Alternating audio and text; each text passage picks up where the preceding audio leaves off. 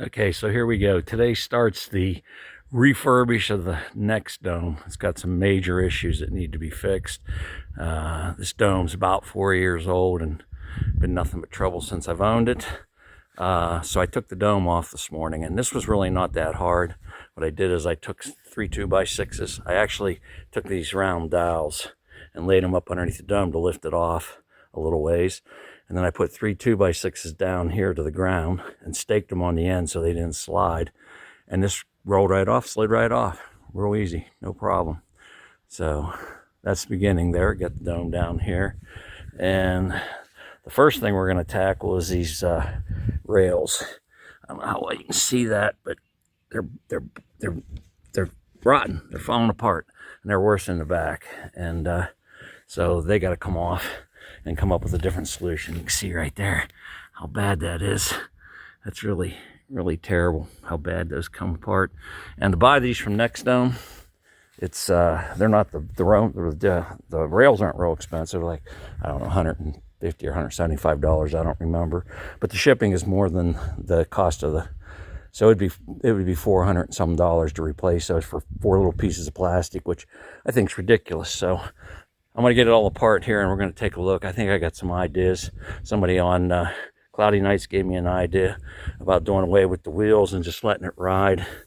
The 2 pieces ride on there, and I'm thinking cut a slot in there maybe and put the wheel on the inside so there's a wheel sticking up here just a little bit and let it roll on there, and then come up with some way to fasten it so it doesn't blow off somewhere down the road. But this is going to be a work in progress. As soon as I get this started or done, I'm going to move back to this. I'm going to re-level all the walls, make sure everything's good to go there, and we'll see what happens. So keep you up on it as we go. Okay, I want to show you my latest NexDome modification.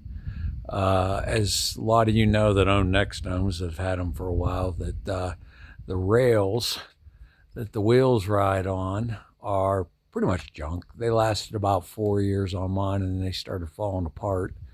And you can replace them. NexDome sells replacements, but truthfully, I'm not spending that kind of money every 4 years to fix the problem.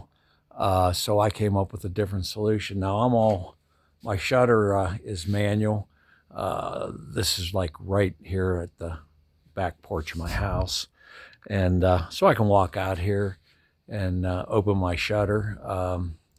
You know, I have the rotation kit, so that's all automated, but the shutter isn't. So what I did, and I can't take credit for this, I got this from somebody on Cloudy Nights forum, somebody else. So anyways, what I did is I took all the hardware off. There's no wheels, no tracks, no nothing. It's riding directly on the top of the dome, the ribs on the top of the dome. I got this bracket here, holds the front shut when it's closed, keeps it from lifting on that end. And then on this end, I have another one back here that when it's open, it sits in there, and that keeps the back end from lifting, although it shouldn't go anywhere. But anyways, it's on there to keep it from coming open in the back when it's open. And then I built these, and all they are is 3/4 inch CPVC with end caps on it with a cable running through it. Basically, it's a quick and dirty roller bearing, so it holds the shutter down, keeps the wind from lifting it, and it allows it to roll when you open and close it. So, and then on this end, I got the same thing, except this one's different in the fact that it is spring loaded in the middle. And the reason being is that way I can take it off. And I just made myself a little handle hook, and I can hook this on here and pull this off. And of course, the reason I want to do that is because obviously when it's open, you don't want that in the way. And then the only thing I found that's kind of a issue is you got to watch it. You can see this cable. It's got some bends in it because it wants a catch on that. I think I might modify that, put something different there. But once those are off, basically it just lifts up. It's pretty simple. Worked pretty good.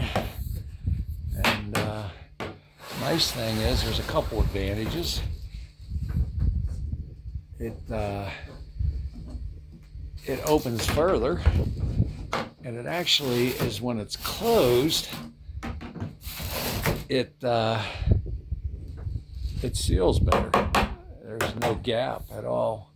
You could probably lube these up a little bit more, and it probably would roll a lot better with some silicone. But anyhow, that's pretty much how that works, and that'll open further. I just can't really reach it from here without getting inside.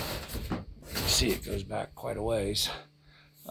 It's still not back all the way, but now if we go back here and look, it's down in there. So that's how that works. It holds it there, keeps that from flopping. And that one stays in place. It's just a roller bearing, like I said. And that's how it works. Works pretty good.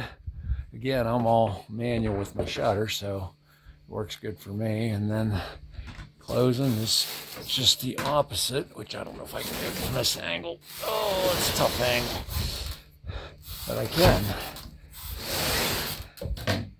And then you can see the cables are there to pull, keep the two sections pulling together. And it closes like that.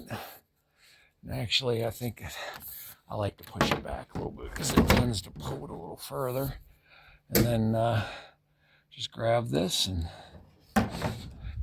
put it back on there, and it's secure. It's hard to do at that angle.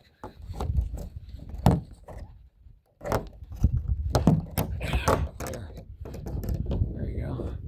And that's secured. All there is to it.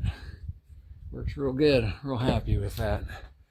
So, and it saved me a bunch of money by doing it this way. So there you go. Any questions, let me know.